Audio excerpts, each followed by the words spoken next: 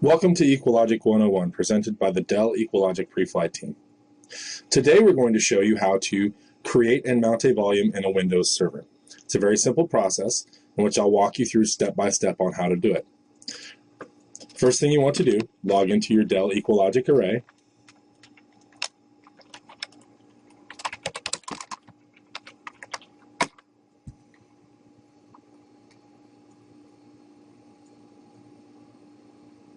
Once you're logged into the array, you want to go down to the bottom left corner, click on Volumes, and be in the section entitled Volumes. The next step is to click Create Volume. The first thing we want to do is we want to give the volume a name. In this case, we're going to give it Test Volume 1.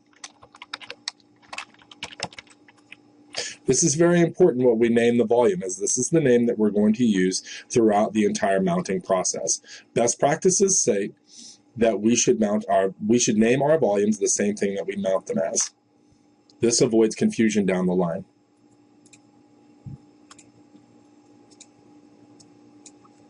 We're going to create a very small 10 gig partition, and for this purpose I'm going to thin provision it.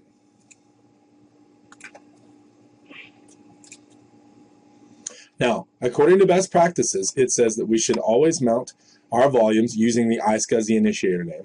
In order to do that, we click Start, go to the scuzzy initiator, either in the All Programs menu or in the main list. You can also find it in the Windows control panel. Then go to the Configuration tab, and there you'll see the initiator name. It's also called the IQN name. I'm going to copy this link, and I'm going to paste it in the scuzzy initiator name box. Then I'm going to go ahead and click Next. Then there's a summary screen letting us know everything that we've produced. Click Finish, and the volume has been created. The second step in volume creation and mounting to a Windows server is to connect the volume to the Windows machine. The first step in doing so is to open up the scuzzy initiator, clicking on the Targets tab, then clicking Refresh. You'll see there will be sometimes more than one connector to the array. But what we notice is when we click on the status, the little bar next to status, right here, is that if we expand it, we'll see the name of the volume that we created, Test Volume 1. We'll highlight that volume and we'll click Connect.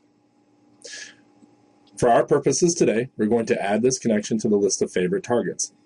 This will enable the server to reconnect to the volume every time the server reboots.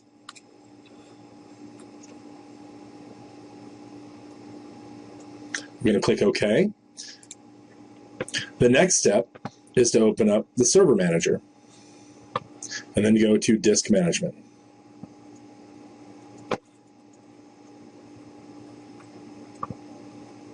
Disk Management is opened. And now the third step will begin. We need to actually mount the volume just like we would any other disk in Windows. So the first thing we do is find the disk, easily found by the size of the space that's been allocated.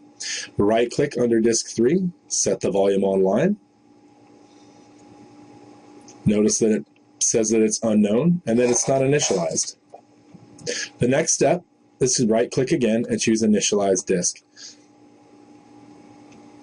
Make sure that the correct disk is checked and that we choose Master Boot Record. The next step and final step is to create a new simple volume. Click Next. Ensure that the size matches. Assign a drive letter. For today, we're going to choose Volume T for test. Then choose Next. Now the volume label, we're going to make the same as we did in EqualLogic Group Manager. Test 1. We're always going to perform a quick format. We'll click Next, and then we'll click Finish.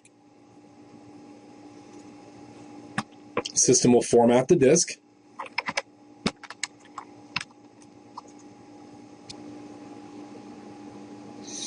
And as you can see, the system has formatted the disk and it's currently mounted in Windows. In order to access the disk, we click Start, Computer, and we can see the disk created here. And that's how to create and mount a volume in a Windows server.